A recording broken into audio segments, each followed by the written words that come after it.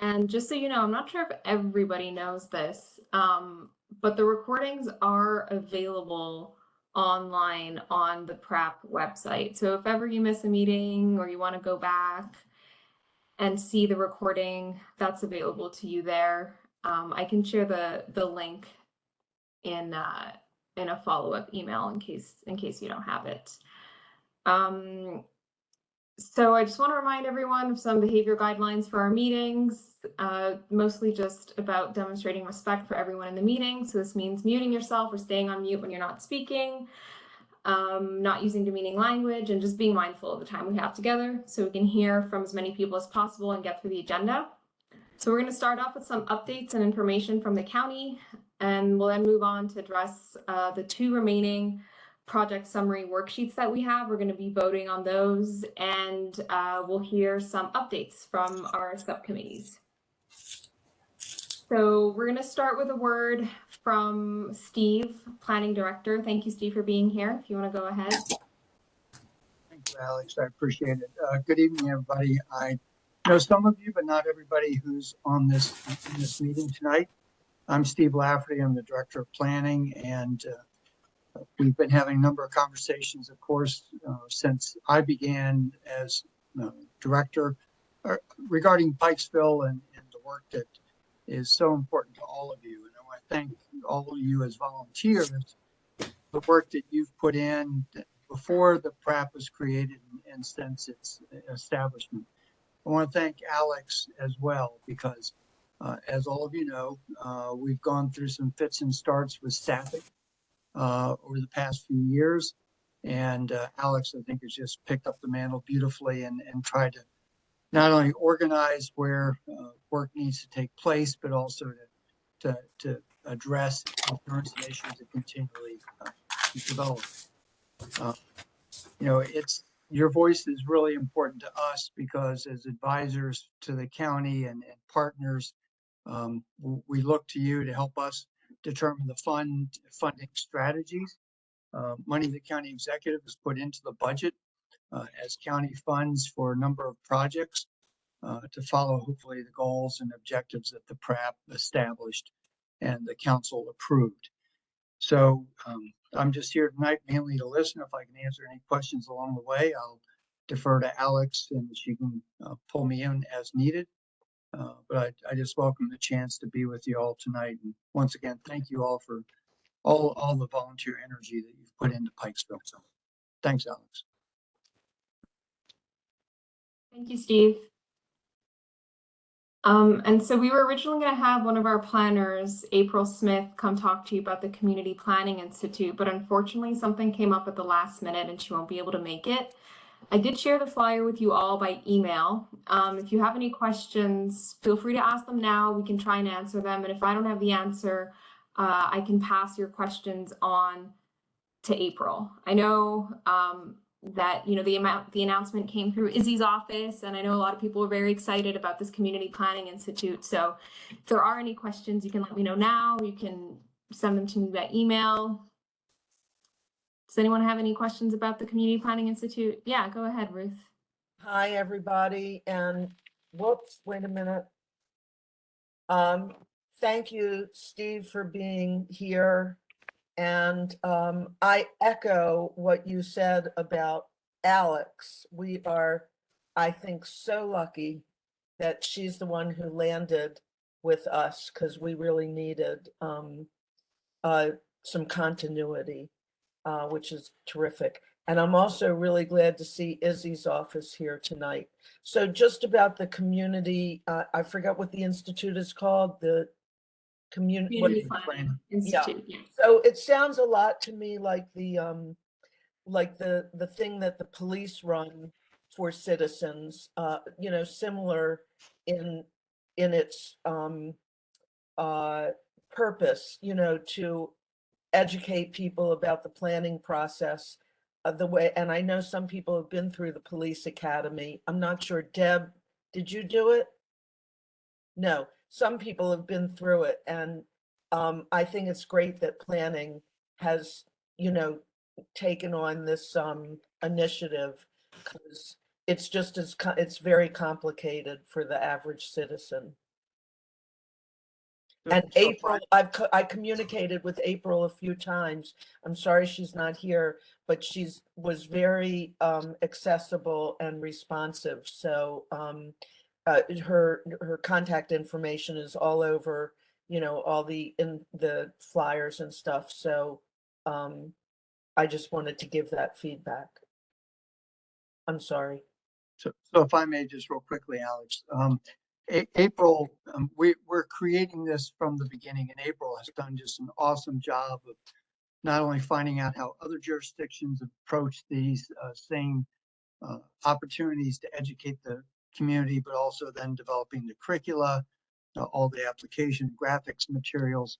The intent is to help further educate people about the land use, zoning, and development processes. We need better educated residents so that everybody can participate even more extensively than they currently do. We believe that this is a start. It's not. This will be the first cohort in May.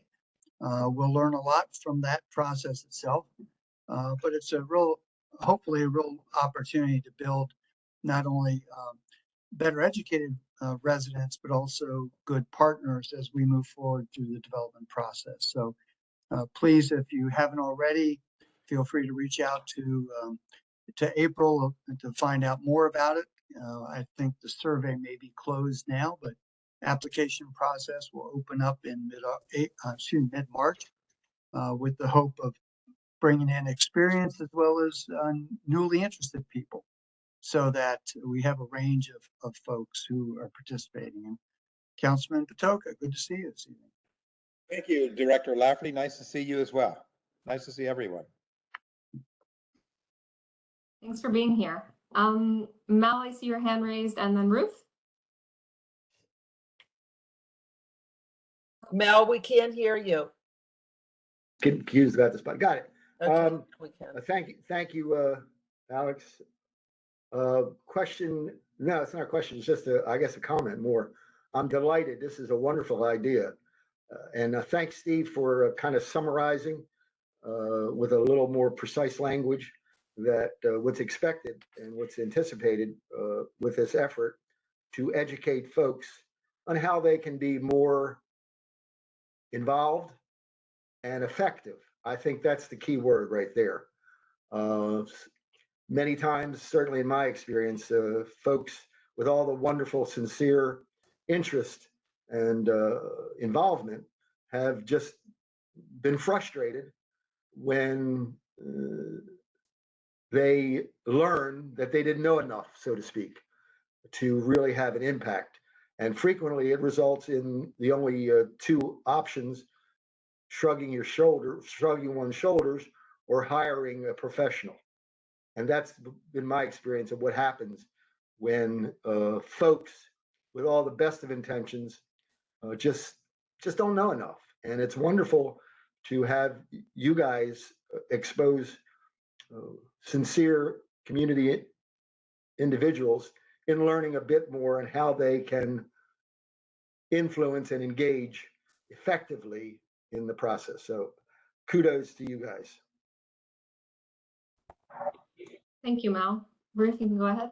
Yeah, hi, thanks. I'm sorry I didn't mention this when I spoke before. I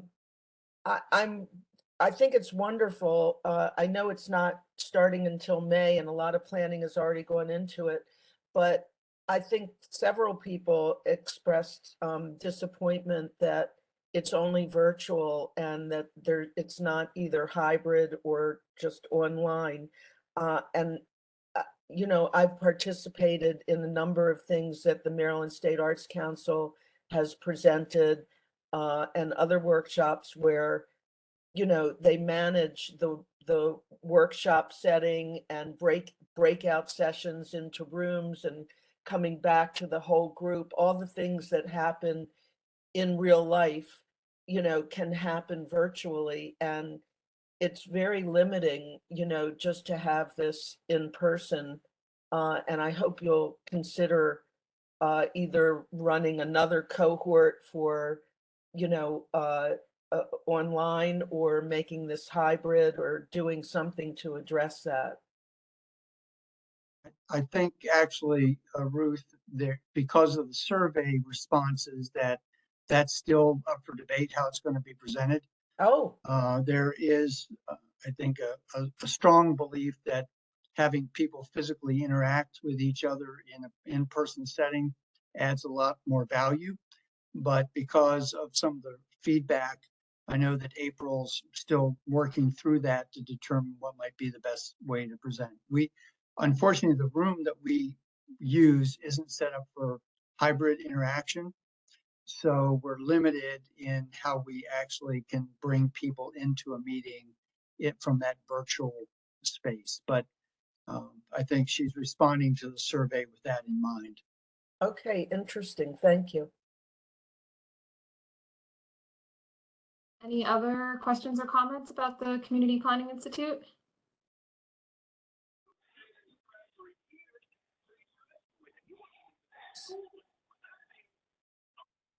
Okay, so the next point was to touch on the question of a zoning and land use subcommittee. So recently there was a proposed development project that came through in the Pikesville CRD, and I know that went around by email. A lot of people had some thoughts and comments to share on that. And so out of that came this idea of the APC forming a zoning and land use subcommittee. And some of you also asked that the APC be kept informed of development projects in the CRD. So I'll be keeping the APC informed of development projects in the CRD. I'll send out an email to the APC whenever those come my way, and I'll share the information that's shared with other community associations. So sometimes those are plans or variances or whatever they might be.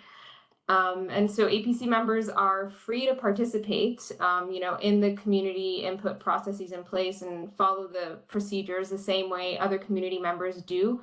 I'd just like to clarify that the APC was convened to support the implementation of the PRAP, and the PRAP does not ask or require the APC to take a unified position on developments.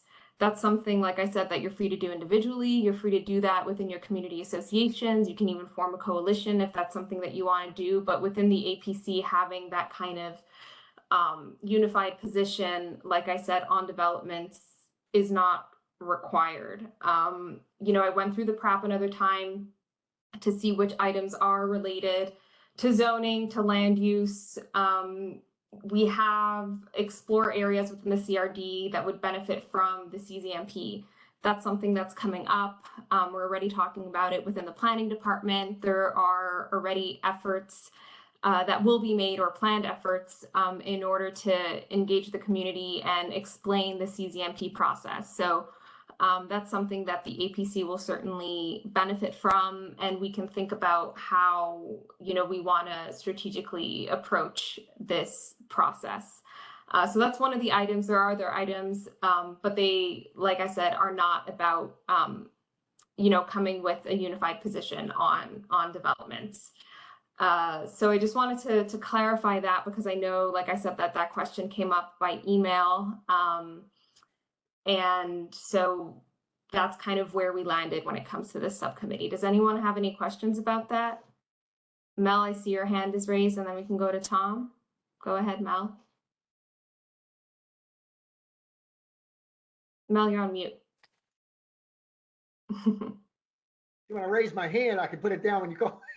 Anyhow, thank you. So let me make sure I heard you, what I thought I heard. You, Alex, are going to, for lack of a better word, peruse all the zoning variances and other matters and determine that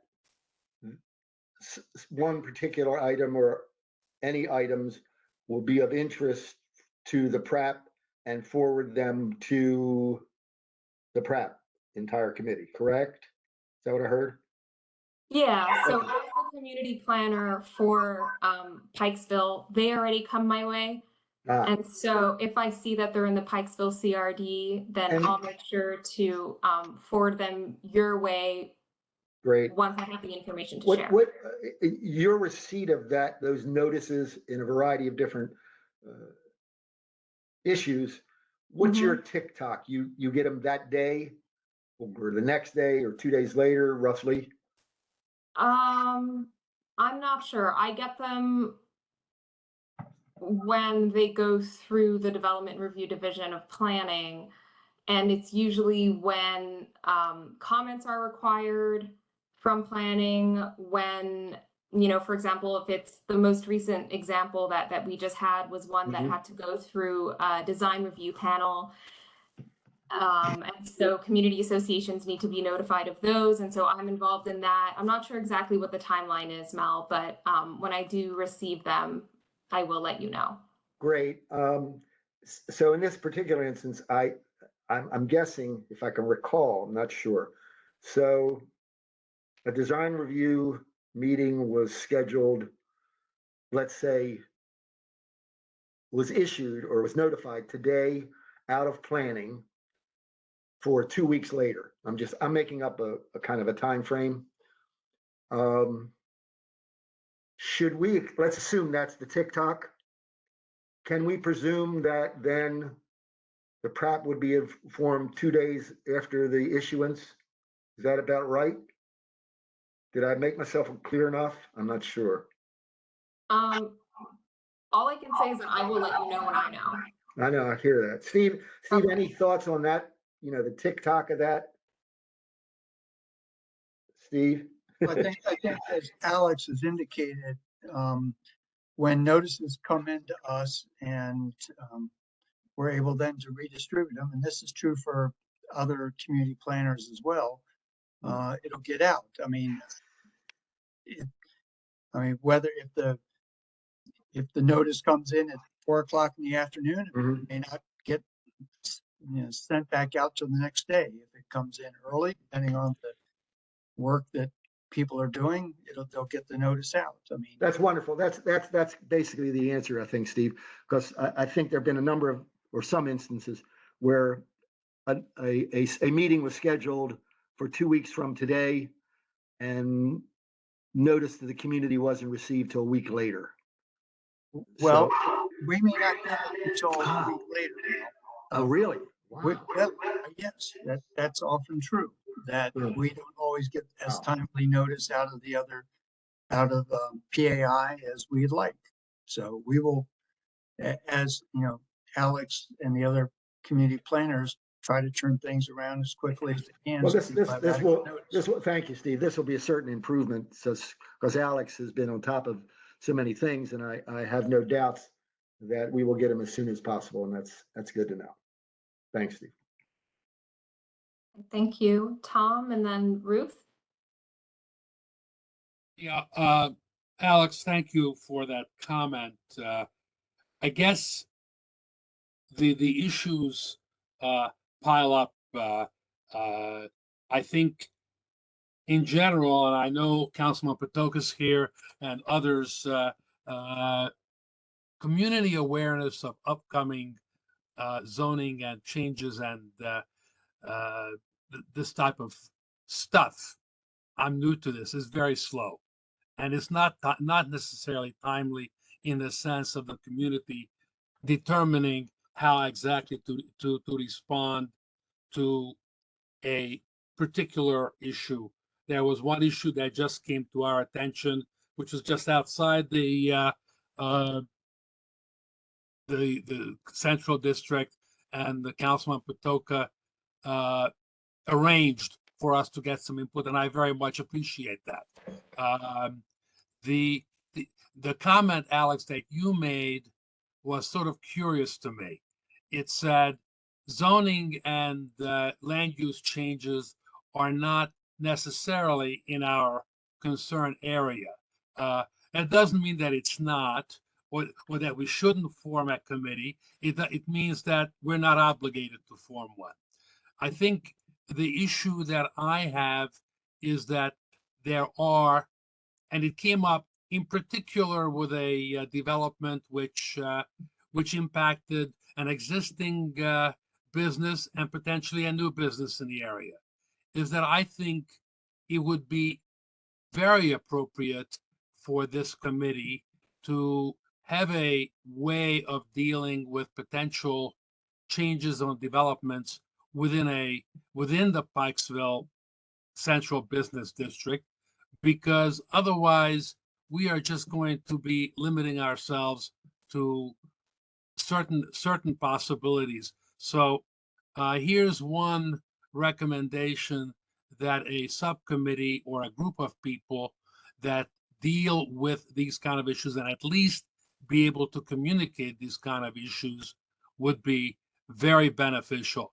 Otherwise, some communities are going to be chasing after partnerships, which they can do, but is inefficient and insufficient. My view. This is not a motion to form a subcommittee yet. Okay, that's fine. I think that, if some members feel strongly about this and, want to look at these developments and take the time to do that, I'm not going to tell you not to do that. I was more so reacting to this notion that the APC as a whole needed to come up with some sort of position or statement or stance on these developments. And I think that that's something that can be time consuming and can take attention away from other items that are in the plan. But if within a smaller group, that's something you want to look at, that's fine.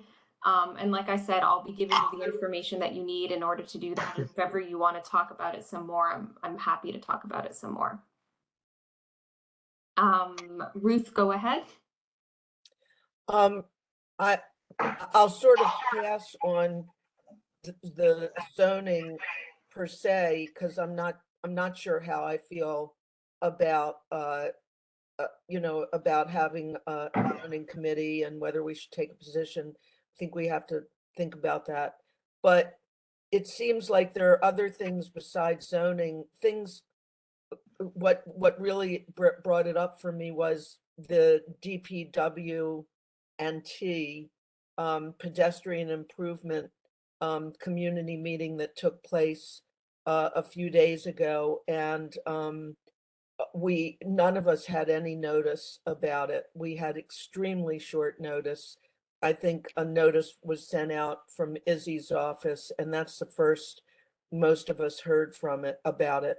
And so that's not zoning per se, but it's something that affects, I mean, a whole bunch of people, a little core bunch of people from this group showed up for that meeting, and we were completely outnumbered by the people who have been working with DPW for a couple of years to pay attention to East Pikesville.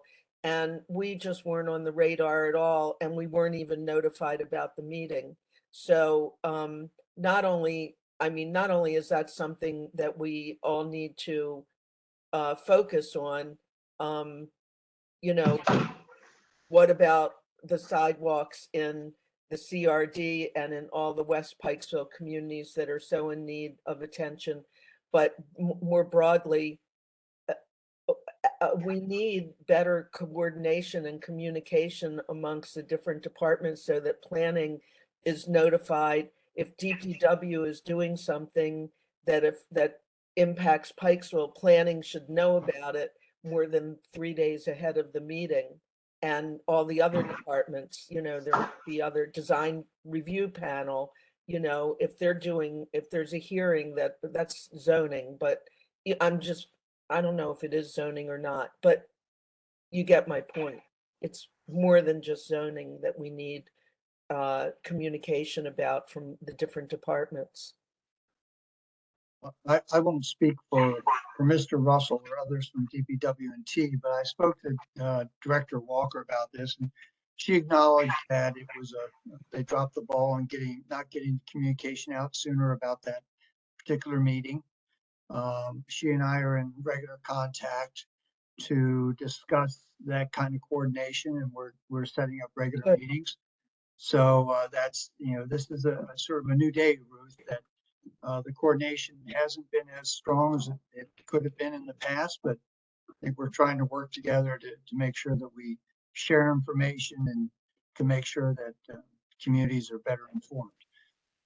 As to specific projects and notices, we're depending upon other agencies as well to give us information that we can pass along And I think that's one of the councilman's strengths, is that he's able to monitor those things and get information out as well. So whether it affects the CRD or Sudbrook Park or, over on Old Port Road,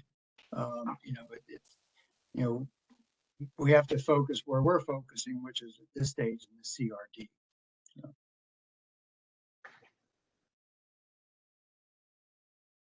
Thank you. Mel, is your hand still raised? Yes. Can you, Okay. can you hear? Yeah. Just to comment on kind of general about this approach with regards to the PrAP committee members as a whole commenting on particular zoning matters of one fashion or another. There will be many, and you are right, Alex, that nothing is required of the PrAP committee to weigh in a unified fashion, but it is woven within this plan many, many times about implementation of new developments, et cetera, et cetera, et cetera. And while there is nothing requiring the PrAP committee, I'd like to take up on Tom's comment that there's also nothing preventing. It's a different word. There's nothing preventing the PrAP subcommittee from deciding to take a position on any number of matters. So I want to make sure that's clearly on the table.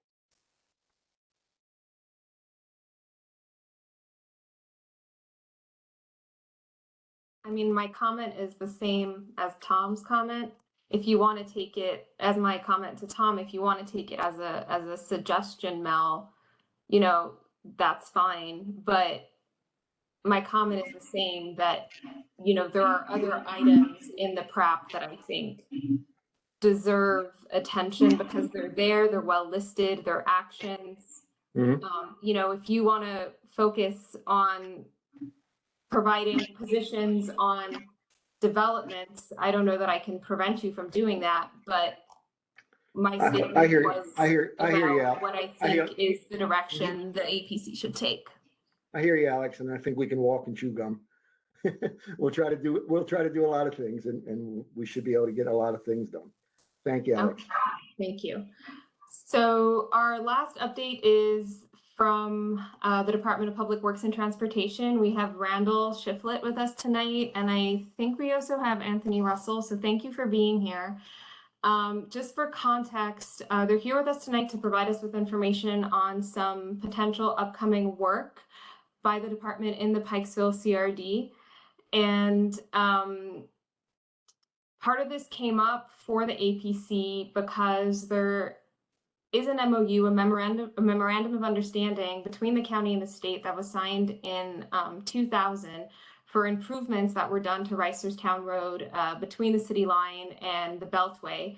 And the agreement was that after these projects were completed, the state would be responsible for maintaining what were called improvements. So this is things like drainage, curb and gutters, and safety, and that the county would be responsible for maintaining what were called betterments. So this is landscaping, street furniture, and aesthetic treatments. And so Randall will be here to talk to us about some of these betterments that DPWT has planned for Pikesville, and they also tie into some of the project summary worksheets that we'll be voting on later. So I wanted someone from DPWT to come speak with us tonight so that we could hear about what these potential projects could be and, make an informed decision about how we want to move forward with the project worksheet, since there is some overlap there. So Randall or Anthony, if you want to go ahead and tell us a little bit about what these opportunities are, we'd be happy to hear them.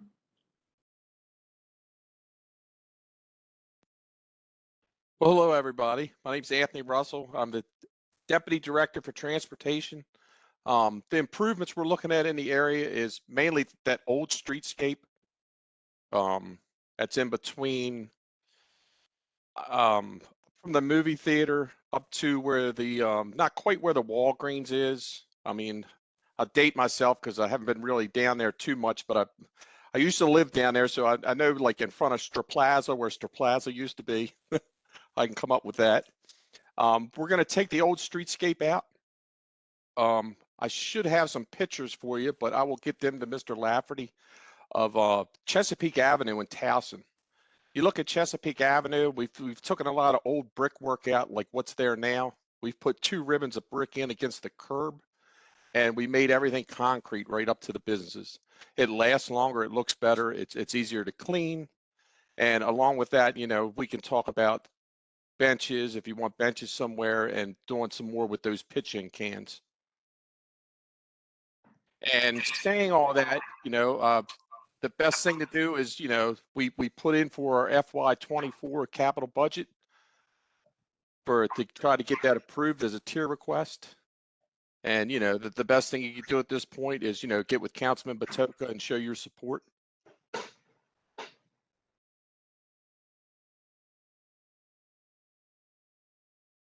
And so what would be the timeline then for these improvements? If the money gets approved, it would be sometime probably towards the end of July before work would start. 2024?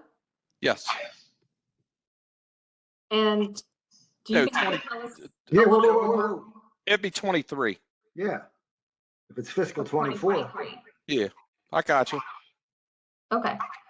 And can you tell us a little bit more about what these streetscaping improvements would include?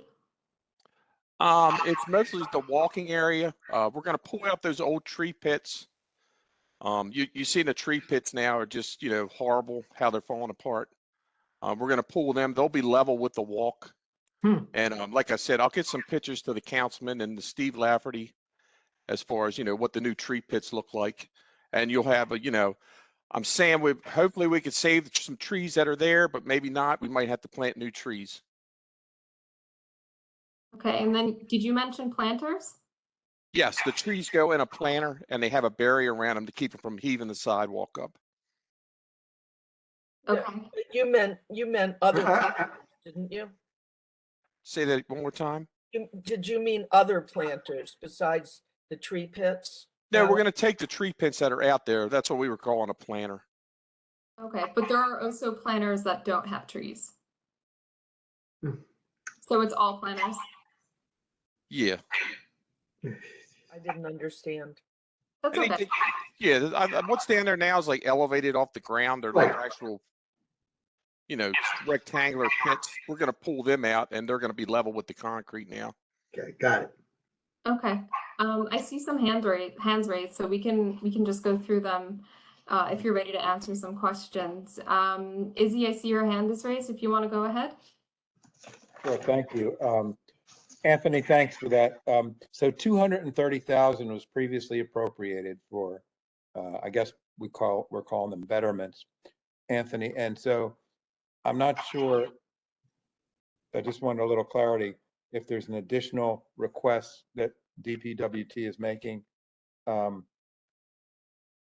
and beyond that. And if so, I'm meeting with the county executive on March 30th to go over budget priorities. So I would be really happy to support that one if you share that with me and my team. Yeah, Councilman, we're actually asking for, I'll find out where the 230 actually is stored at, but we're Okay. actually asking for 600 more. Okay, that's a good number. Yeah, that would Now we're complete the talking. job. That's wonderful. Thank you. Justin and Jenna and Carlos, make sure that goes on the list of discussion with the county executive. Thank you. So to Tony's point, the 230 is actually in our countywide improvement account in the planning department. This is money the county executive put in over the past 2 fiscal years. Part of the money has been spent on the benches that were installed, and this is the balance of that fund. So this is money in a separate account than what Tony's discussing as far as the potential 600,000 in the tier request for capital improvements along the street. Okay, Thanks. Thank you.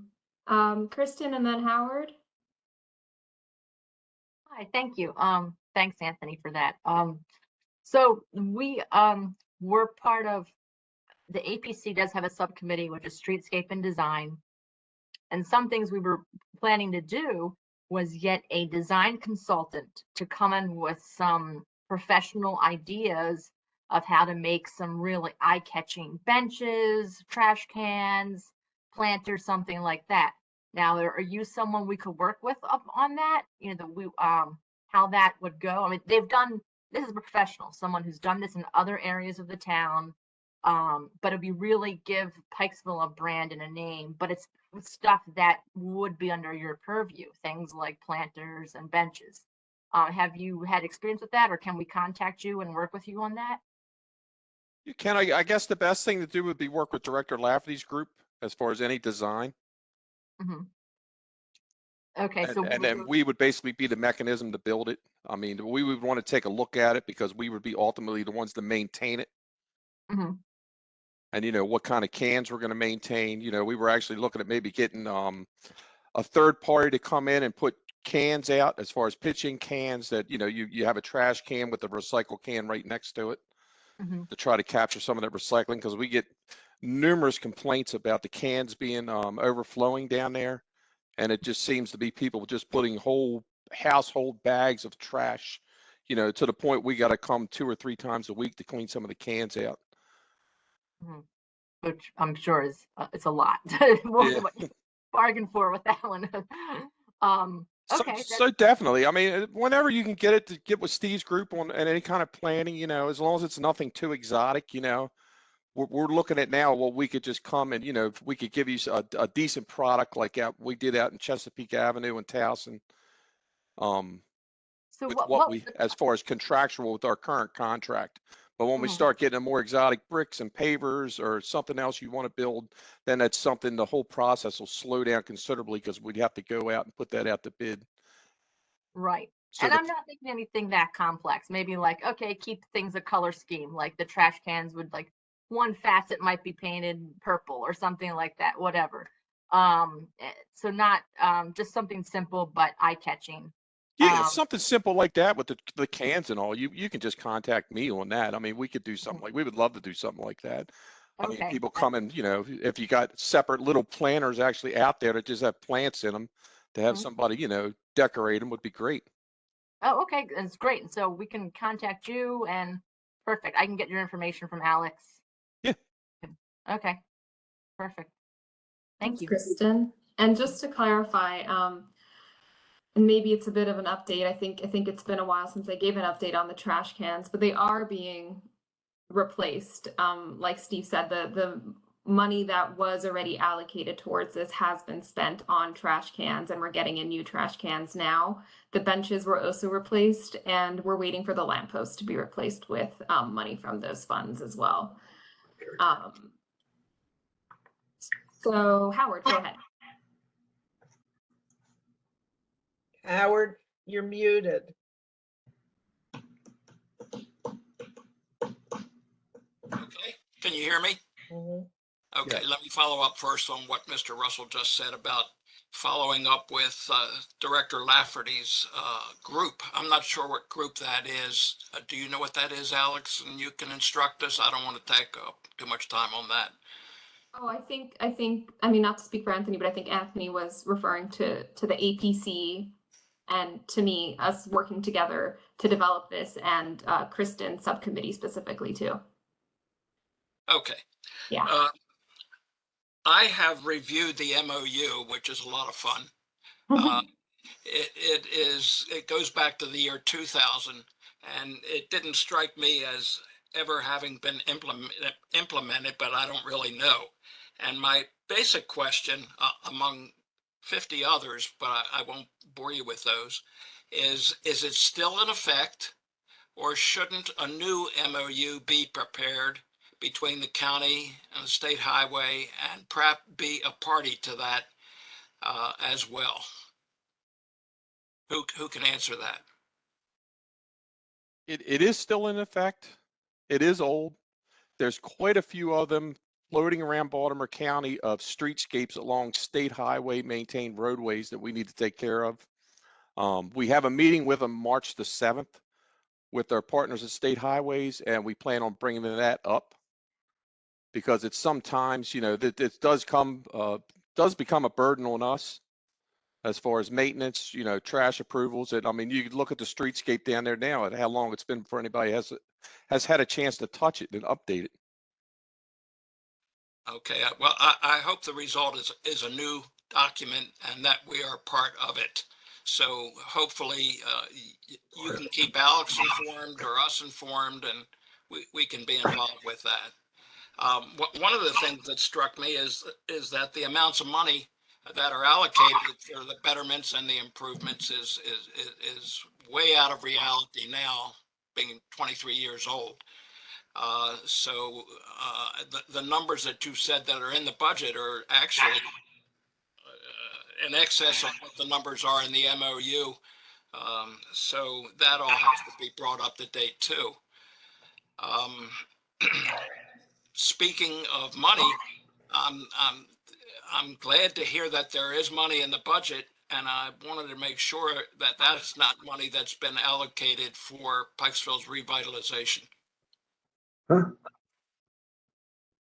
Which money are you referencing, Howard?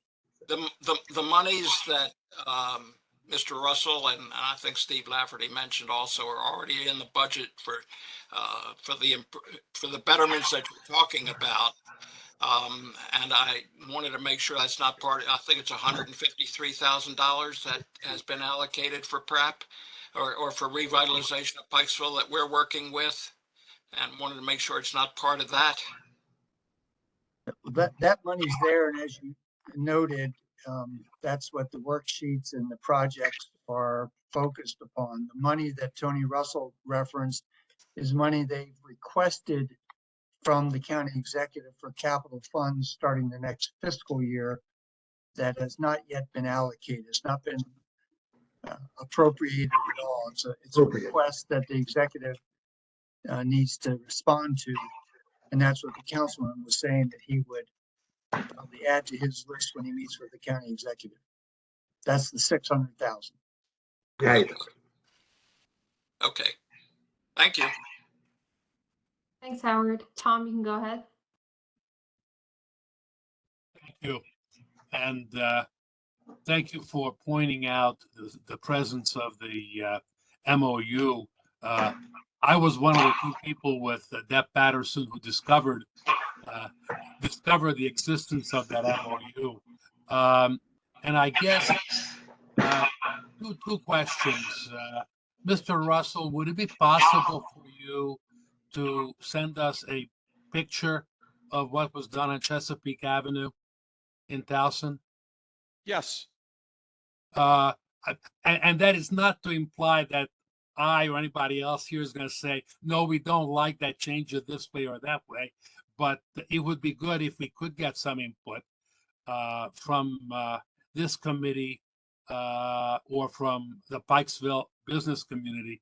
Secondly, I think piggybacking on what Howard said, because I think it's a tremendous idea to have an understanding, not just of what the responsibilities are, but how is this all going to work? Clearly, in the 20 years since those betterments were installed, not much maintenance has taken place. You can see that when you go out there. So the question is, how does the maintenance request or the maintenance allocation get settled? Who calls you? Is it this committee? Is it the business owner in front of whose sidewalk, or the property owner whose sidewalk is buckling? How does all that work? Because I think that is the piece of communication that is really difficult. And, otherwise it's left to a community individual to go and start digging. Who do I talk to about this particular problem? Thank you. Unfortunately, that's a very good question. In the past, up to now, it's been through complaints. People complaining, we go out and look at it, we see the need, and then, generate it to this point where, hey, we really need to redo the streetscape. In saying that, We've recently also, along with our ask for this capital budget, is we're starting to put a streetscape maintenance program together. That's never existed in Baltimore County where we can handle these things. We can come out, we can fix sidewalk that's broke, we can put benches in that are broke, we can replace benches, we can replace cans, we can replace trees or shrubbery or whatever we need to do. So that's all coming in the future. Hopefully everybody, fingers crossed, you know, the next year or two, you know, we'll have that in place. And we're working now with planning, Steve Lafferty's group, where we actually have bi-monthly meetings. And we're going to kick that off to, you know, we're going to start defining what these betterments, improvements are with these streetscapes and move forward, you know, for, you know, help out all these streetscapes throughout Baltimore County. So it's good things on the horizon. Thank you. Mel, go ahead. Thank you.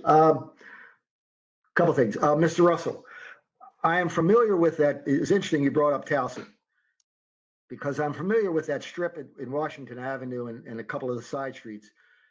Are we talking about potentially what I thought was a wonderful, if anybody goes there and sees taking out of those curbs so that the sidewalk is level with the street, and there's of course a swale for drainage in that paving. Is that what we're talking about as one of the examples of copying Towson? You're talking about where the trees are located? No, the sidewalk is basically level with the street. There's no curbing on Washington Avenue. And the look of that is dramatic.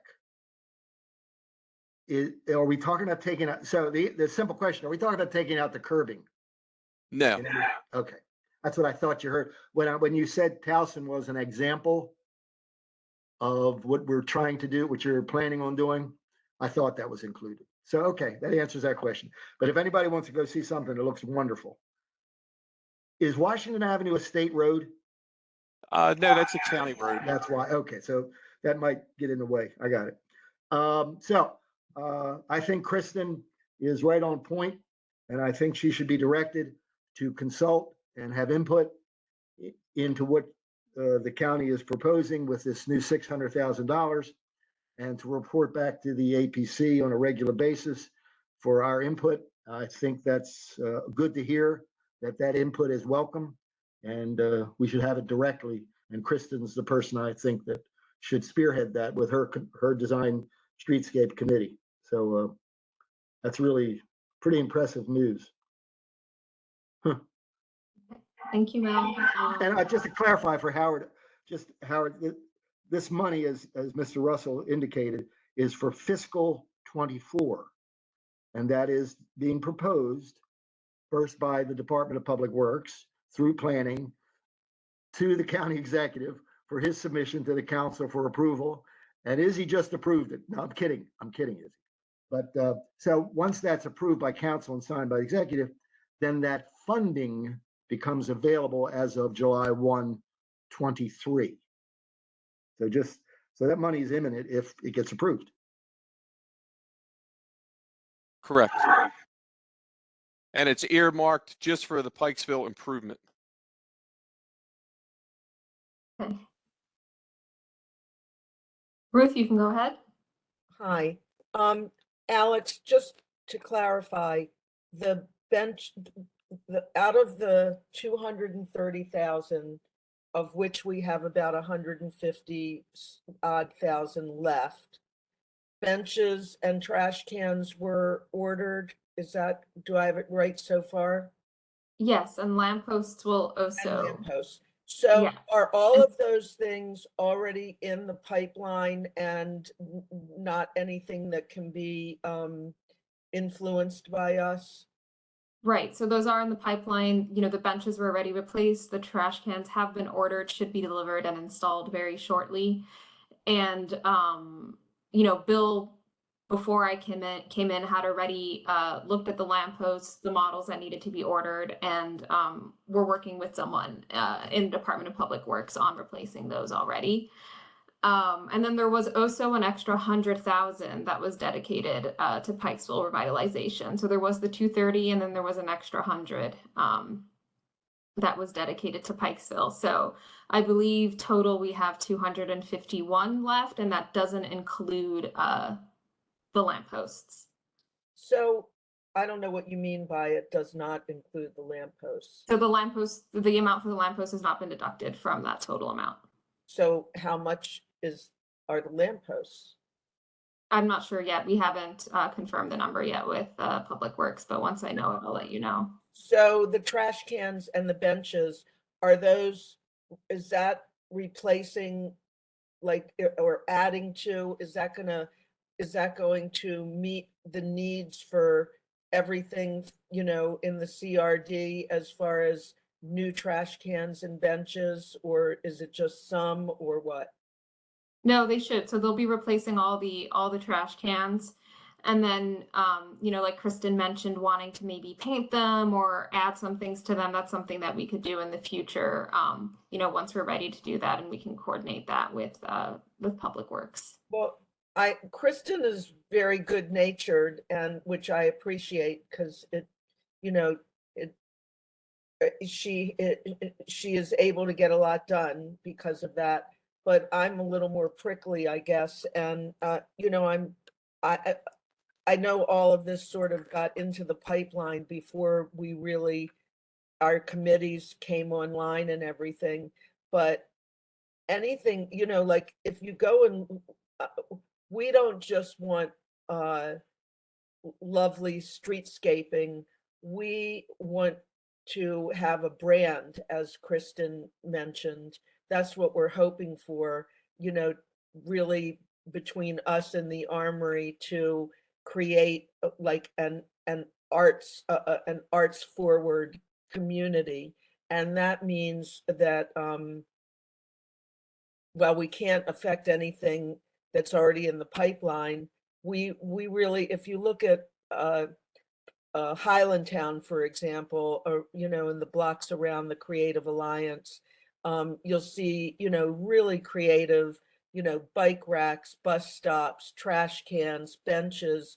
It screams Creative Alliance, and it that you're in a particular place. We're really concerned with placemaking. So anything that's in the pipeline, I understand we can't have an impact on, but we're really serious about this placemaking initiative for Pikesville. So we don't want anything more. This all happened before, but now, we really need to have that mentality.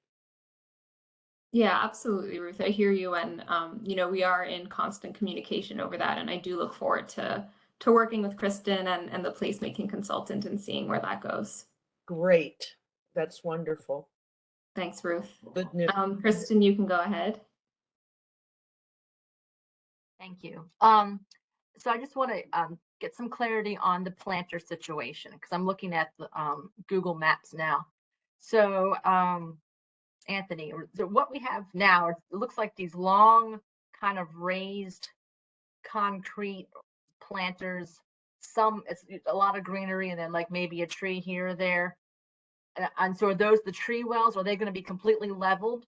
Are we going to have the same patch of land available for landscaping, or are they going to be concreted out, or is there a rendering we can see or something like that? Yeah, Kristen, as soon as I get that pic to you, I'll take a couple pictures tomorrow if I can, and I'll send to the group, or I'll send to the councilman and Steve or Alex so she can get it out to everybody. And yeah, we can keep the same planter, the width and the length of those planters, but we want to put them down to the ground. It's better for everybody. It's better for the trees. It's, it just visually, it looks a lot better. Okay, and then I guess there'll be some brickwork too, which you were talking about, which would be. Yeah, it'll be outlined with like 1 or 2 courses of brick. Okay. And will there be any sort of like perimeter buffer, or is it just like concrete and then dirt, and then will you plant specific landscaping things, or do we have some, because I know it might be part of in one of Beth's projects. Can we plant some things in there? Do we have a Oh, purview? definitely. Yeah, definitely. You know, whatever you want to do in there is fine with us. I mean, we're limited to what we can plant in there.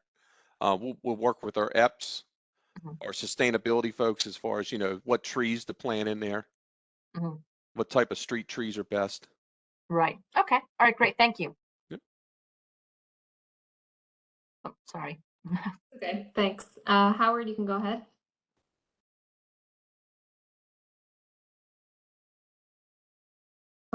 We can't Howard, you're hear on mute. you. You have, you're muted. I pass. Oh, Oh, okay. All right. And Mel, is your hand still raised? Are you still there?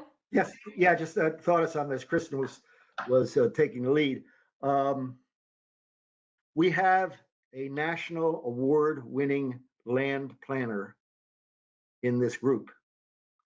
Kristen, I'd like to offer Dean. I would ask you to really contact directly Dean. I think he can be an extraordinarily valuable assistant in what kind of landscaping, I don't think so. pardon me? We'll see. I don't think that, I don't think that that's a good use of Dean's time. He's much more of a planner. He's not, I mean, I know he's a landscaper, but Anyhow, he's a land planner. At any rate, I'll take the floor back. He's a land planner, and he certainly has an aesthetic with regards to land planning, and that includes landscaping. So I might encourage Kristen to reach out to Dean and see if he's certainly willing to participate in that kind of effort. It might be a very valuable asset. Thank you. Okay, thanks, Mel. Thank you for the suggestion. Susan, you can go ahead. Unmuted. You're on. Oh, yeah, there we go. I'm also from the Pine Ridge Association with Howard. I should have introduced Susan to you. Susan has for many years been a planner in Baltimore City, recently retired and moved to Pine Ridge, and we're glad to have her. And she is going to sit in with this committee if she's permitted to do so. Go ahead, Susan. And not vote. Again, I've had a lot of experience, including with environmental master planning. The environmental division was under my chiefdom or whatever when I was in the planning department.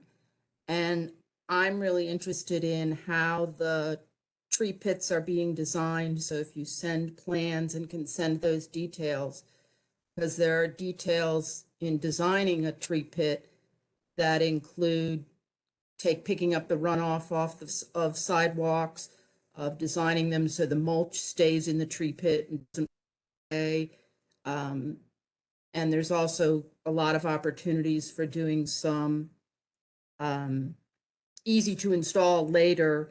For example, they've done low fencing around them that have different designs. So I wouldn't mind helping that design committee. And everybody has my email if they have this. that's great. Yeah, thank you, Susan. That's a very generous offer. I thought Mel was referring to Susan when he said an award-winning planner was in the group here. I was not, thank you, Councilman. I was not aware, I'm sorry, I've stopped the video, sorry. And that's because not aware. Izzy and I worked together in the planning. See, you had He's advanced. also a brilliant Yeah, award-winning she had planner. advanced. Now I'm welcoming that wonderful expertise that Ms. Williams offers. Thanks. No, so we have two. So we have two, and that's great. Okay, do we have any other questions for Anthony?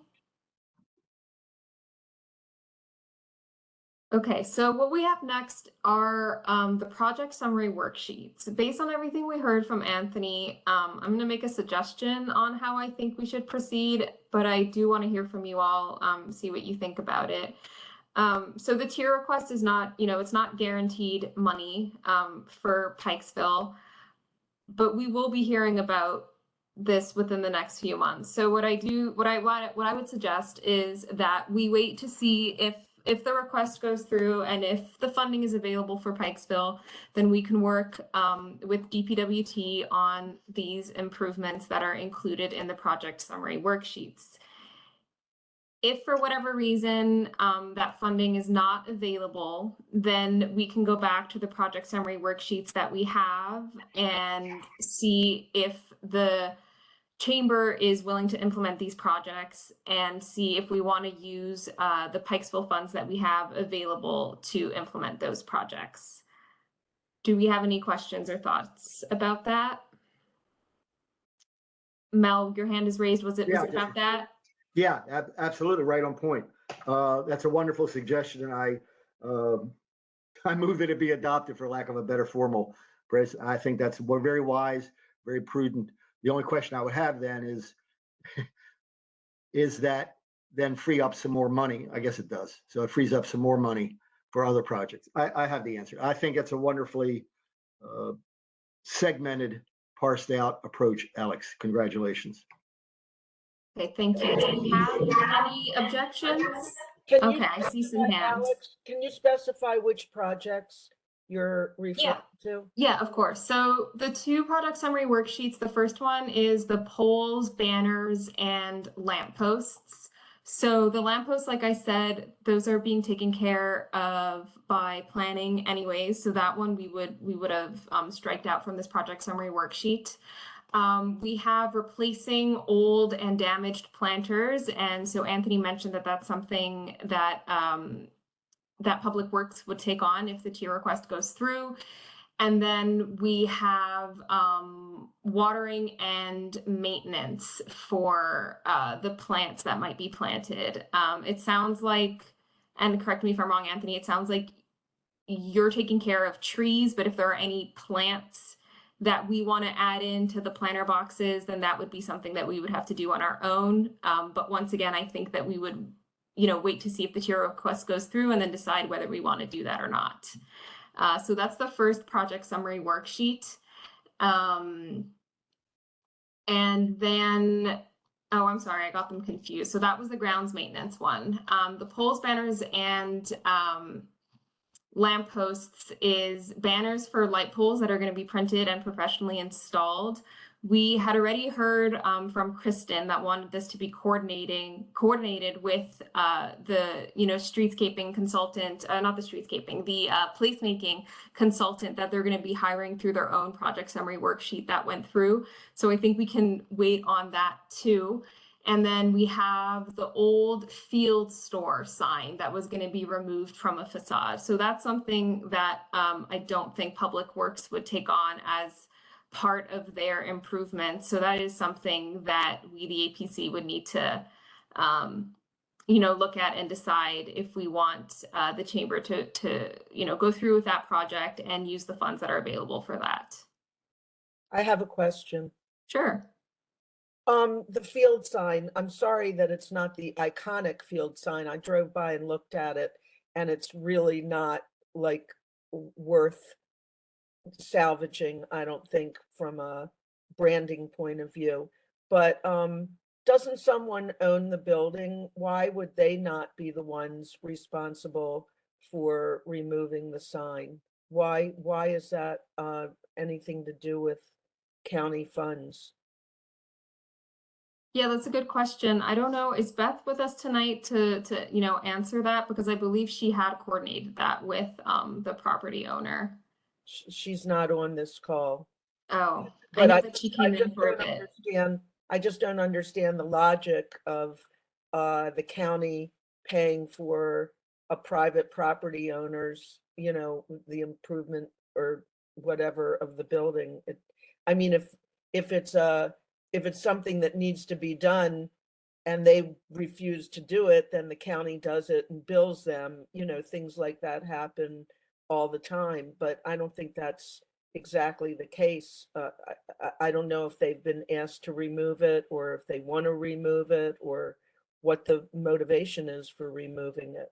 Yeah, I mean, I guess I'm assuming that, either they don't want to or they can't afford to. And so, if this is something, I think that this is something that, Beth and others believed could make a real difference along Reisterstown Road. And so they wanted to suggest that as a project that could I cannot imagine that they can't afford to as one of the rationales. I don't know who the owners are, but I know Advanced Auto is in that building, plus some other tenants. And whoever is the property owner, I'm sure they can afford to do it. It's not like it's a little mom and pop business or something like that. There has to be more to it than that. And Okay, well, it sounds like we'll have to look into it some more and have a discussion with Beth too to see why that item was included in the project Thank you. summary worksheet. Yeah, no problem. Alex, if I may, I want to comment that Ruth just made. The county provides facade improvement funds in many parts of the county so that private property owners can in fact make improvements in order to enhance the overall quality. So it would not be unusual for county funds to be utilized to make such an improvement if that's the desire. We encourage, in fact, that kind of reinvestment in private property because that has a public benefit. It's not maybe only, that is how they're maybe that is exactly what this is. It's just sort of opaque right now. We don't know where the funds are coming yeah, from. I'm not speaking to this specific project, but your comment about why would the county invest in private property owner to make improvements, and it's because there's a public benefit to it, not just because this private property owner has a improved awning or new signage or painted building. It's because the public benefits from it, from that kind of collective reinvestment using county funds. Thank you. Thanks, Steve. Tom, you can go ahead. I'd like to make a motion that we approve this, that we recommend this particular project for approval and submittal. And the details can be worked, the detailed engineering can be worked out when the detailed engineering gets done. What project? This is the removal of the sign, the banners, the sign, whichever project it was that the second project that was proposed by the subcommittee, the one that was removed was maintaining the planters, because as we all agree that that is a separate issue that is maintaining property that the county was supposed to maintain all along, but there was a second project which I believe has merit and should be approved. So I think we need to define I'm sorry, Alex, I'm a little lost here. So there were, Go it's ahead, okay. Alex. We're going through a lot of content. So we have two project summary worksheets. There's one that is the poles, banners, and lampposts worksheet. And so that worksheet includes replacing light poles along Reisterstown Road. And like I said, planning is taking that on. It also includes banners for the light poles that will be printed and professionally installed. And then it also includes removing the Fields sign from the facade. So that is one project summary worksheet that we have that we can vote on tonight if we want to. Like I said, the light poles, like the banners that will be on the light poles, will wait for us to have the placemaking consultant. And Ruth, if you want more information on this facade before you feel comfortable voting, you know, you've said that, you've stated that. The second project summary worksheet is the grounds maintenance one. And so that includes a professional landscaper to remove diseased trees along Reisterstown Road. We've heard from Anthony that that's something that Public Works is seeking funding for. It also includes replacing the damaged planters and watering and maintaining any plants that we would want to additionally include in these planters beyond the trees. My suggestion was that we wait on the grounds maintenance project summary worksheet, that we wait until we hear if Public Works, their tier request, if it goes through. Because if it does, then, you know, they can coordinate that with us and they can be, you know, the department to lead that project. All right. For the poles, banners, and lamp posts, I do hear that there are 2 items there that we might want to vote on tonight, or we might want to wait on those. So that's kind of where we're at now. I hope that's clear for everyone. That's what I thought that's what I thought I heard. So basically now we are, have A and B, if you could, and A is the poles, banners, light posts, includes the removal of that field sign. B Yes. is the planners, landscaping, et cetera, B is a good recommendation from you to defer that for now. So we're back to A, and what I just heard is poles, banners, benches, et cetera, is being taken on by the county, absent or independent of that project proposal. Therefore, all that remains in project A in this list is the removal of the field sign. Is that the summary? The removal of the field sign and the banners Banners. And the banners go on what? on lampposts, but those Okay. won't be funded. The lampposts that are being replaced is just the Right. lampposts, not the banners aren't Got included. it. I got it. Okay, so the question I have is 2, and it mostly goes to who owns the property. I presume that the lampposts are owned by BGE on state and/or county right-of-way. Is that accurate? Yeah, so we'll Okay. coordinate with Public Works on replacing the lampposts, but it is BG and the county. So, Yes. right, so do we have, and the question that comes to me is, do we have, or is the proposal have approval from the current property owner for those banners to be hung upon their property? No, so not currently. We would have to coordinate. There you go. Okay, with- second question then with goes to the banners. fields. Second question goes to the field sign. And Steve is absolutely right. There can be a public benefit. However, there is no requirement that the owner of the property where Advanced Auto and Fields used to be can be required, unless there's a public safety issue, or unless there's a regulation, which I'm certain there is not, that field sign is out of compliance. So what I'm hearing is the chamber has engaged in conversations with the property owner. And if I could try to summarize in some lingo, the chamber has said, we sure would like you to remove that sign, Mr. Property owner. And he says, you can't make me.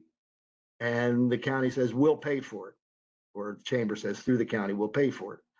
That's what I am hearing. Am I pretty close? I'm not, Beth is not here from the chamber to speak about, what our interactions with the property owner have I been, see. so Yeah, that's something the that we bottom don't line have is information there's on no right one now. can force that property owner to remove that sign. Right. There you go. All right, that's my input on that. So I don't know if you're ready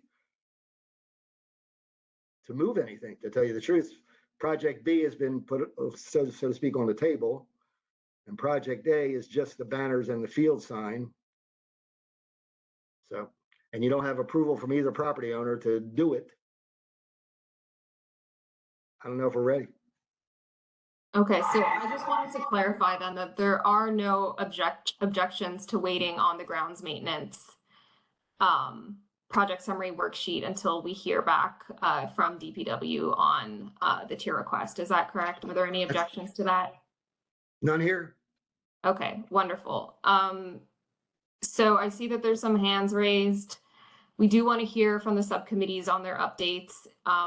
Please just think about, what it is you're going to say, if it's something new, or if you can wait to say what you have to say so that we can, get through the agenda before 8:30. So that said, Ruth, I see your hand is up, and then we can go to Tom. So just very briefly, when you say poles, banners, and light posts, I don't know, is there a difference between poles and light posts, or are we talking about the same thing and we're just using some lingo that's from what? That's the title of the project summary worksheet. So, and I went through the items that are in there. But are there any, are poles and lampposts the same thing? Or are we talking about two different things? What are poles?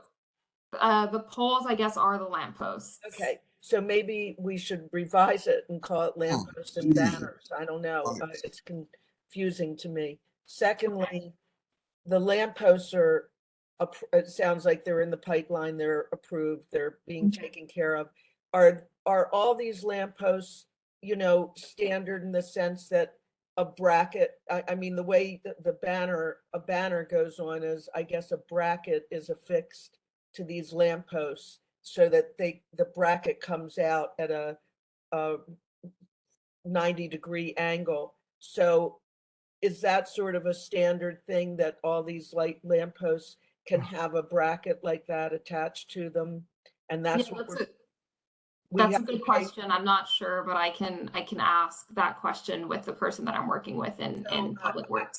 I guess what I'm getting at is whatever money is approved is not just for the printing of banners, which might be changed every so often from what I Mhm. have seen in the past in other communities, Mhm. but for the armature or the bracket that has to be affixed to each lamp pole. I hope I have that right. Yeah, no, I think that's a good point, Ruth. Thank you. Okay. Right. Tom, you can go ahead. You're muted. Well, I mean, You're muted. You just muted yourself again, Tom. Deb, did you have something you wanted to say? Because I saw your hand up before me. Okay. I made a motion and there was no second. I made a motion that we approve this, and since there was no second, I will withdraw it. So that will allow this thing to live another day. I would like to make a request for future discussions. If we calm down and don't say naughty words. If we are going to engineer and detail design projects here in this meeting, we will never go anywhere. The request by this committee was general, that we want to have banners on the light poles. We want to have new light poles. We want to do this, and this. There are professionals who can work the details. I am not one of those. Other people might be, but we have got to get out of the mode of nitpicking the kind of things that we can't and shouldn't nitpick with an hour and a half in an hour and a half meeting. Thank you. Can So you- I withdraw my motion and we can go on. Can you put the motion back on the table? I will second it and we can vote and get it over with. I would second it too. Okay, I move that we support the project for banners and light posts. Is there a second? Chaz Ezra seconds it. Okay, thanks. Alex, can we vote on it? Yes, so the motion is that you approve the poles, banners, and lampposts project summary worksheet, excluding the lampposts that planning is taking on, and so that leaves the banners then.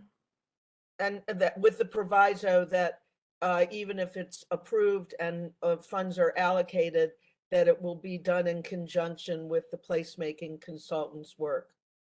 Okay, and that, just to be clear, that project summary worksheet also includes the removal of the field store sign. Yes, yes. That's Okay. $500. Come on, what are we talking about? It's All right, just to simplify things, I just want to hear if there are any objections to the motion? You're muted. No, Mel. then the motion passes. We don't have to go through the individual voting. That's fine. And I'll share that in a follow-up email. Mel, is your hand still raised? I just want to make clear that just record me as abstaining because you don't have permission from the property owner for either of that. And until there's an equitable decision applying that same prerogative or the same what's the word I want to use? That same criteria for all projects, I'm going to have to abstain. It certainly is a valuable project to pursue, but at this time, until you have permission from the property owner, I'm going to abstain. Okay, thank you, Mel. I don't think it's done. So we have the last point on our agenda was hearing some subcommittee updates. Oh, before I wanted to just provide an update then on the planning review process now that we've kind of gone through all the worksheets or the bulk of the worksheets. So planning is going to review the projects for the use of county funds. We're going to confirm eligibility, suitability, and feasibility. That'll take about a week. And then we're going to confirm fiscal sponsorship, and that'll take about another week. And then we'll follow the county grant process, and that takes 8 to 10 weeks. I'll be providing you all with updates as we go through that process, but that's what you can expect in terms of a timeline for the project summary worksheets. So if there are no questions on that, we can go on to the subcommittee updates. I have the organization subcommittee updates first. Larry, do you want to start by providing us with those? Sure, I'll just run through mine pretty quick. So we met, the organization subcommittee met. The main topics we talked about were whether or not the APC membership, and again, we're not deciding any of this. We were just discussing these ideas and what we might want to bring to the APC at some time in the future. But we discussed whether APC membership should be expanded to reflect the various stakeholders, organizations, and institutions in Pikesville, such as additional neighborhoods, more diverse demographics, individual business owners, property owners, schools, faith-based institutions, additional geographies in Pikesville. So we didn't come to any conclusions, recommendations yet, but we began that discussion in the committee. We also talked about potential strategies to engage the business owners in the PRAP. We already have some great business owners that are participating in subcommittees, but we also talked about supporting the chamber's efforts to engage businesses. Possibly asking business owners to speak at APC meetings if the APC thinks that would be helpful, and also working to engage additional business owners in subcommittees. We also talked about the possibility of we went through the action plan and looked at first year low cost and no cost action items, ones that haven't already been pitched through the project proposal process. And we went through and looked at what would be fairly easy to implement. We're going to have a follow-up meeting soon to sort of refine what we're looking at and bring the recommendations to the APC and see who might be interested in working on some of these action items that are already in the plan. We also discussed the idea of electing an APC chair at some time in the future. It was a very robust discussion, and we're going to have a follow-up meeting this week to talk some more about it and whether we want to bring a recommendation to the APC about that. So that's my report. I'm happy to answer any questions if anyone has any. Thanks, Larry. Sure. Just to specify for the APC chair, what the items that we said that we would discuss at this meeting, I believe it's on Wednesday, was the role and responsibility of the APC chair, and then the election and nomination process for the APC chair. And so once again, we'll be keeping you all updated on that. And it's on the agenda for the March meeting that we'll have at the end of March. So that's that for the organization subcommittee. Thanks again, Larry. Neville, I know you had some updates that you wanted to give. Oh, Tom, you have your hand raised. Was it for me or for Larry? It was for you and for Larry, and this is a request that if the organizational subcommittee comes to a conclusion on what the roles of a chair and responsibility of the chair ought to be, then that decision ought to be distributed to the committee members prior to the meeting, prior to our next meeting, so we don't wind up spending an incredible amount of time basically not getting to the point. We could definitely do that. Thank you. Thanks, Tom. So Neville, go ahead and you can provide your updates. Let me know if you want me to share my screen at all. Okay, I've just Neville, got a word of caution, Alex. If the meeting ends at 8:30, I don't think I can do my presentation by 8:30. If you can give me an additional 5 or 10 minutes, I would appreciate it. Yeah, I'm so sorry that we're running late with this meeting. We also want to hear from you, Neville, and then, Kristen and Mel on their subcommittee updates. So for folks that are available to stay a little longer, that would be great. If not, I'm taking minutes, and so I can share the updates with everyone or anyone that needs to leave at 8:30. Does that sound okay with everyone? Okay, thank you, and thanks, Neville. Go ahead, Neville. I'll get started. Okay, the last time the infrastructure subcommittee presented to APC was October 13th, and I outlined the 3 objectives defined in the PRAP document. These were eliminating the no left turn signs along Ricestown Road, moving the power and communication poles behind the buildings along Ricestown Road, and improving pedestrian safety by providing traffic islands and crossroads and crosswalks every 100 feet. There was a lot of discussion at the meeting. It was followed by a number of emails, and we eventually settled on 8 guidelines that would be used for this project and would be communicated to SHA, that's the State Highway Administration, through a memorandum of understanding. This was done. At the original meeting to the State Highway Administration on June the 16th, Senator Hettleman and Delegate Stein arranged for a meeting with the top SHA administrators on October 27th, who authorized an additional $85,000 of funding for further studies. We didn't do very much work between then and the end of 22, but work was resumed in 2023, and we met with the State Highway Administration on January the 9th, only to find that the consultant had not complied with the guidelines, but had gone into his previous problems in more detail. We made it clear we were not only interested in featuring we were only interested in features that would be feasible. So SHA promised that they would further involve the design team to ensure that the consultant followed these guidelines that APC had set out. We met again on February the 23rd and had a more productive meeting. This time, the State Highway Administration said they had an approach that would be entirely feasible, but that further work would be needed to hash out the details. The key elements were as follows.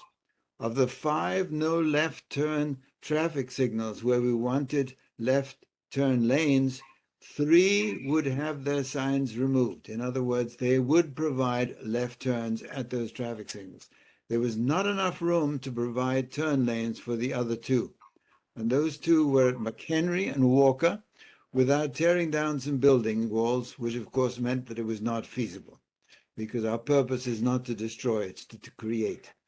However, they felt that they could rearrange traffic patterns so that all surrounding areas could be readily reached, and SHA would provide signage on state roads, but the county would need to provide the actual signs on county roads.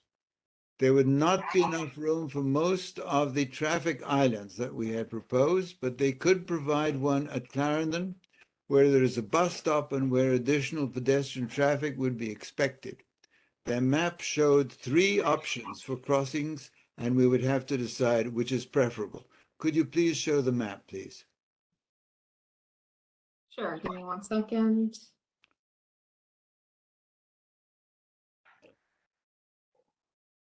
Okay. Okay, there you go. I zoomed in There we just a go. little. Okay. So here is the map on the of Ricestown Road. It is shown horizontally, simply for ease of watching it, but actually, of course, the road is at a 45-degree angle to the north. But to the left-hand side, we have Old Court Road, and on the right-hand side, we have Slade with which is, of course, the extension of Smith. So we've got basically in the colored areas are where the consultant was providing, making changes. And stay there for a moment.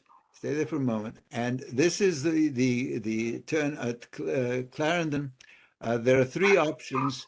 The 3 squares that you see there with white borders on the top, Those are the three options they're asking us to make recommendations for, and I'll go into that in a little more detail later. But basically, what we're doing is we're creating the three options for being able to turn left. Next item, leave this slide up if you would, Alex. They said pedestrian crossings every 100 feet would be too hazardous for both motor and pedestrian traffic, and proposed expanding the spacing to 600 feet with flashing lights and push button access. So the pedestrians would need to walk at most 300 feet in order to cross to the other side. We are concerned this would encourage jaywalking, but SHA added a further caveat that each pedestrian crossing would require the elimination of 50 feet of parking frontage at each of those crossings to allow for adequate safety line of sight. Oh, that'll increase safety. That'll decrease it. If we insist on the 100 feet spacing between pedestrian crossings, we would effectively be eliminating street parking, a feature considered vital by both businesses. Regarding cycle lanes, they said that they had not looked into this in depth, but that though regulations require that they must attempt to provide for this, the narrow width of Reisterstown Road is likely to conclude that they would have to share the road with motor traffic. Regarding using Park Heights and Derisio as bypass routes, there is concern about adding additional traffic to streets running through residential communities, and this was not considered within the scope of the study. Power and communication poles. Where sidewalks need to be rebuilt, power poles would need to be moved, but in their proposed layout, the number of instances would be significantly fewer than the number of changes that we had originally expected. This would reduce the justification for moving all power poles as we had proposed, but this is more a matter of funding than of feasibility. In other words, it is still something that is feasible and that needs to be considered. 7, there were a number of items that they're still working on, but the attached chart provides some detail to these items. Could you show the chart, please, Alex? Okay, so here are the items that they are working on at the present time. Probably a little bit hard to see this, but I believe Alex is sending you all copies of these charts and the map that I referred to earlier. In conclusion, we think that some real progress has been made, but there are some disappointments, and we would like to hear from you as to how important you consider the matter of the spacing between the pedestrian crossings and the need to move the power lines. So I'm trying to make this as brief as I possibly could, Alex, in respecting everybody's time. But basically, this is discussion. I am perfectly willing to send out copies of the material that I've just spoken about, and I will leave it open to further discussion. Thank you, Neville. I can certainly share these two attachments with the APC after the meeting. And then you did give us a lot of information. So if you have that written down and can share that in a written format with the APC, I think that would be really helpful too. Certainly. Thank you. Mel, I see you have your hand raised, so we can take your question. You're on mute. Real quick. Thank you, Alex. That was exactly, so if Neville, this wonderful report. I won't take very long because we got to go, but wonderful report. And I'm sure there's some encouragement. If you could send us your narrative, I don't think you made that all up off the cuff. I'm sure that you've written most of that down. So if you could, okay, yeah. If you could send us that narrative, that would be extraordinarily helpful in my opinion. Certainly. Thank you. Susan, go ahead.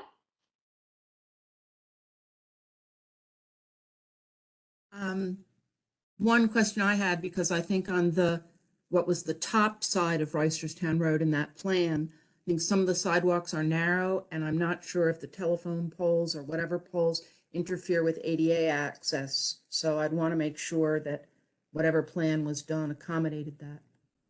Well, the telephone poles are on the other side of the street, Susan. Okay, thank you. And but I agree with you in some cases, and we have to respect you. You'll notice in the map when you see the details, there are two shaded portions. These shaded portions are historical property areas and have to be treated with respect. Thank you. Hey, thank you, and thanks again, Neville, and to your subcommittee for all your hard work. Kristen, if you want to go ahead and give us your update for streetscape and design. Great. Thanks, guys. Yeah, so we have been focusing recently on community outreach and the mural. We are going to come up with a survey, a small survey to go to the local businesses to get their input along the CRD, which is direct business input. We're also going to have a booth at the Sudbrook Park Arts Festival to get our word out. And we are in the mix of planning making a flyer to get the word out and eventually hold a public meeting once we know all the funds have gone through. So that's where we're at now. That's great. And so this is all for the mural, right? It is, because the other is the more the business consultant, I mean, the placemaking consultant. So we kind of have to wait until, and Yeah. we've already got a couple quotes. So we've got a lot of the legwork on that end. And that's more of just once we get the go ahead, we can go with the one we pick, and whichever one the Armory picks, so that everything is a nice continuous look. But so that's why we were a little more, plus with the community outreach can bleed into other things too. It's still, there are some more blanket statements and questions that will encompass more than just the mural. So which will help with the other stuff too. But so it's a lot of community engagement at this level. Okay, great. That sounds great. If you need, my support, let me know, especially with the survey. I have too much experience developing surveys.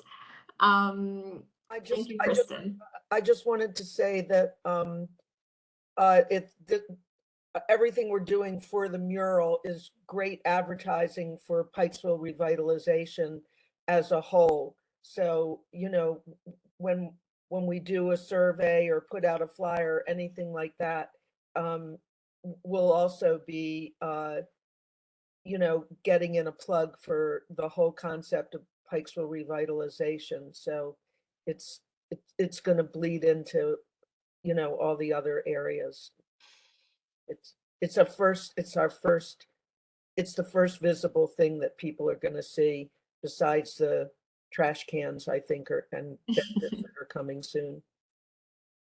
Yeah, thank you, Ruth. Do you have any questions for Kristen?